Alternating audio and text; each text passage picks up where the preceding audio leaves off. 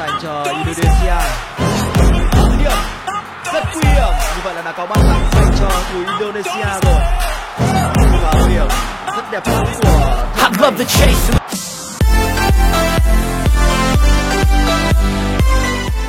Pelatih Malaysia, Kim Pan-gon, menilai bahwa timnas Indonesia akan segera menjadi yang terbaik di Asia Tenggara ASEAN.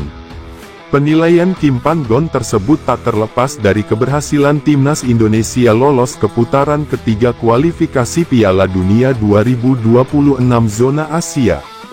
Sebagai informasi, timnas Indonesia menjadi satu-satunya wakil ASEAN di babak ini.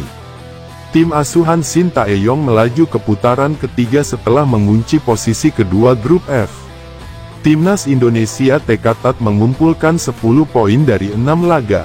Posisi puncak grup ini ditempati oleh Irak dengan raihan sempurna 18 poin. Wakil ASEAN lainnya yakni Vietnam dan Filipina harus angkat koper karena finish di peringkat ketiga dan keempat. Meski memprediksi timnas Indonesia akan menjadi yang terbaik di ASEAN, Kim Pan-gon menegaskan bahwa Malaysia siap memberikan perlawanan. Bagi saya, Indonesia akan menjadi tim terbaik di sini ASEAN dalam waktu dekat. Mereka berusaha keras tetapi kami harus menantang, kata Kim Pan-gon. Sementara itu, timnas Malaysia juga tampil di putaran kedua kualifikasi Piala Dunia 2026 zona Asia. Hanya, Harimau Malaya gagal melaju ke putaran ketiga. Timnas Malaysia harus puas finisi di peringkat ketiga grup D. Dari 6 laga, Malaysia mencatatkan 10 poin. Poin tersebut terpaut satu angka dari Kirgistan yang menempati posisi kedua. Sedangkan posisi puncak grup D diamankan oleh Oman dengan torehan 13 poin. Pelatih timnas Indonesia, Shin Tae-yong memilih Korea Selatan jika bisa memilih lawan di putaran ketiga kualifikasi Piala Dunia 2026 zona Asia. Shin Tae-yong membawa timnas Indonesia lolos ke putaran ketiga setelah finish di posisi 2 grup F dan menemani Irak yang lolos sebagai juara grup. Drawing untuk putaran ketiga pun baru akan digelar di Kuala Lumpur pada tanggal 27 Juni tahun 2024 mendatang. Dalam drawing nanti, pengundian akan dilakukan untuk membagi 18 tim dalam 3 grup berbeda. Timnas Indonesia yang berada di pot 6 pun berpeluang satu grup dengan Korea Selatan yang berada di pot 1. Hal ini pun membuat Shin Tae-yong memilih Korea Selatan dibandingkan Iran dan Jepang yang juga berada di pot yang sama. Apalagi timnas Indonesia U23 sempat mengalahkan Korea Selatan U23 di ajang Piala Asia U23 2024 pada April lalu. Ketika saya bertemu dengan Korea Selatan, jujur saya pikir mudah karena saya mengetahui apapun soal tim Korea Selatan lebih dari siapapun, kata Shin Tae-yong. Shin Tae-yong sempat galau ketika harus menyingkirkan Korea Selatan U23, namun kini dia berambisi untuk bertemu dengan Taeguk Warriors di putaran ketiga ini. Saya tahu pemain Korea Selatan dengan baik dan pemain saya melakukan pekerjaannya dengan baik, kata Shin Tae-yong. Shin Tae-yong berharap timnas Indonesia dan Korea Selatan bisa lolos ke Piala Dunia 2026 sama-sama. Tapi dia tahu hal itu tidak mudah sehingga dia ingin bertemu dengan Korea Selatan di putaran ketiga ini. Harapan saya kami bisa lolos bersama-sama dan itu bisa sangat indah jika sama-sama berpartisipasi di Piala Dunia, tapi itu bukan semudah apa yang saya harapkan. Jadi saya akan berusaha untuk menggapainya, kata Shin Tae-yong. Berbeda dari timnas Indonesia yang harus mengalami kekalahan back-to-back dari Irak, Korea Selatan melangkah mulus sebagai juara grup C dengan 5 kemenangan dan hasil 1 kali seri dari Thailand. Pemain Persis Solo, Ramadan Sananta, bertekad untuk kembali memperkuat timnas Indonesia pada putaran ketiga kualifikasi Piala Dunia 2026 zona Asia. Striker berusia 21 tahun itu harus berjuang keras demi kembali mendapatkan kepercayaan dari pelatih timnas Indonesia, Shin Tae-yong.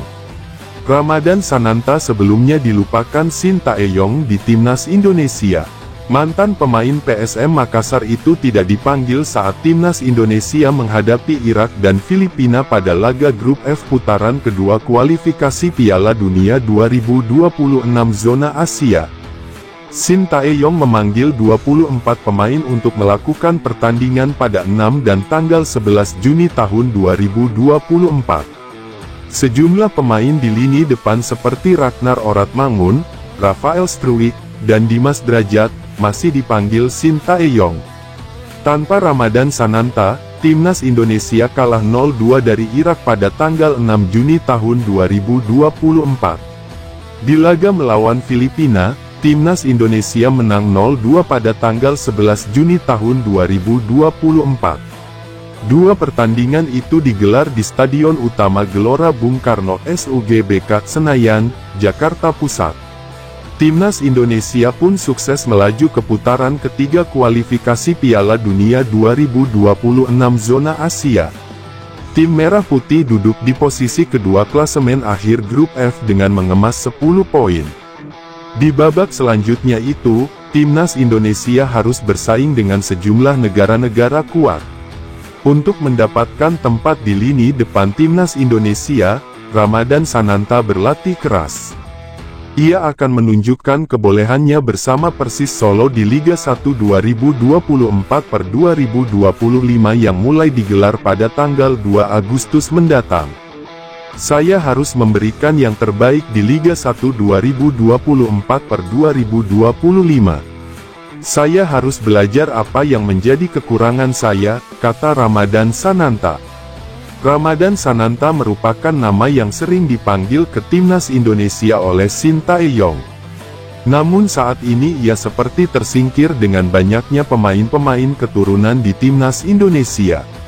Mantan pemain Persikabo 1973 itu tidak gentar dengan sejumlah pilar keturunan. Ia siap bersaing demi kembali membela timnas Indonesia. Saya tidak takut bersaing. Saya harus maju dan kembali ke timnas Indonesia, kata Ramadan Sananta.